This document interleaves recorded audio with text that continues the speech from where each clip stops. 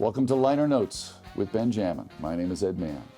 Today we're going to focus on a very special piece that my special guest, Duane Ben-jamin, put together, and it's called Come On, Mr. Mueller. I see, I like the way you said it. Thank you. I like the way you but it said didn't come out nearly as good as the piece. Now, this particular piece of music really got me going. I listened to this thing over and over and over again, and there's something sprinkled around a lot of your music that really digs deep into my soul, and it's a social consciousness. And I'd like you to tell us, not necessarily how you feel about Mr. Mueller, but how you feel about this piece of music in the context of our time. We're living in weird times Yes, right we now. It's are. a very weird time. And by the time people see this, it may be weirder. It may be weirder. Right. Or less weird. Maybe. And that was my point. I want to capture, when I wrote this, I want to capture where we were at that time. Yeah. This was pre, him coming in to testify and all, before Mueller came in to testify. And I wanted to show where we were, where as a civilization, how some people felt about it, how some people felt other ways about it. I've taken a lot of flack about this too, from both sides, from both sides. How about some of the musicians that were on the date? Any flack from them? No. Because they know what they're playing, No. and maybe they have a different point of view. No. Because at the end of the day, the music is what's the most important. Right. And we had brilliant trumpet solo by Matt Franke. That was incredible. Fantastic. Matt's one of the best here in town. Yes, he is. And again, incredible musicians here in LA, just can pull anything off.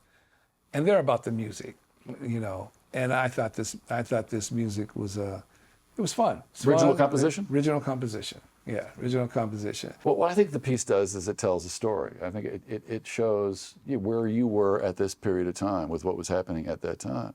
And I think those things transcend time, at least in my opinion. Do you agree? I agree. I mean, if you take a with look at another movie that may have had a great social conscience that was about a very particular period of time, All the President's Men. Right.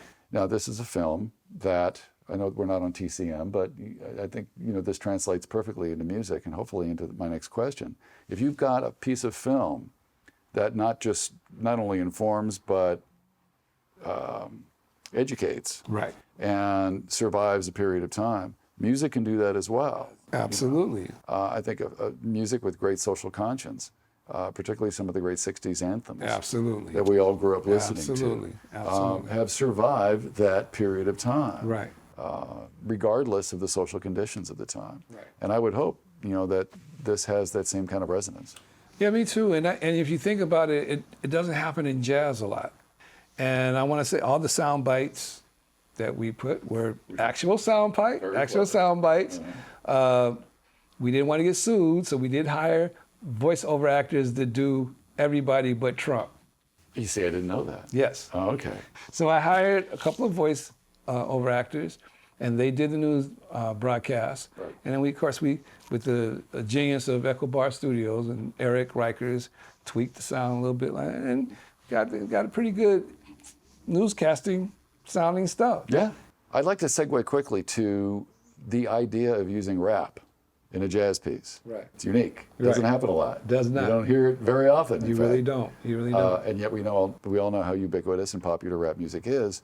But this rap had something special to say. Yes. Tell me how that all generated and what that means to you. Well, again, I'm a child of commercial music along with jazz.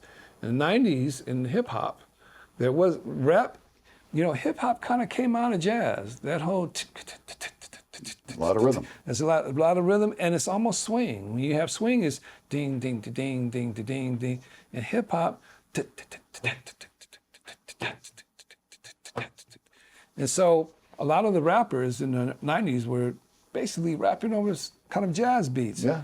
So we wanted to say something political. It's a rap that I wrote, and it's again dealing with history, Mueller's history and what he's done, and everything, because we try to have facts. Just the facts, man. Just the facts. And Walter Simonson, who did a great job, who you know as a trumpet player, and if you would have saw him, you would never think that he Wouldn't have believed it. But he did a wonderful job rapping. And it's just, I believe that you can take all elements of music, different styles, and make them work together as a family. Because at the end of the day, we want good music, right? Just want good music.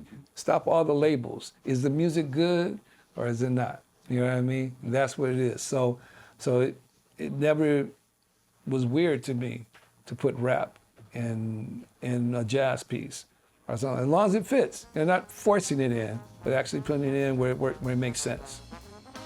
And that was that. Good. Yeah. All right.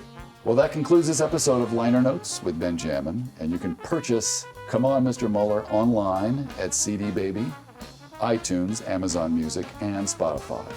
You can hear this interview and more on DuaneBenjamin.com. It's DUANE Benjamin.com. And YouTube/Duane Benjamin. If you like what we're doing here, please hit the red subscribe lettering right under the right side of your screen.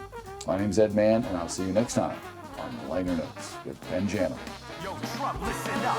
Elected, respected, 12 years directed. Top man at the FBI. Steady, methodical, but never die.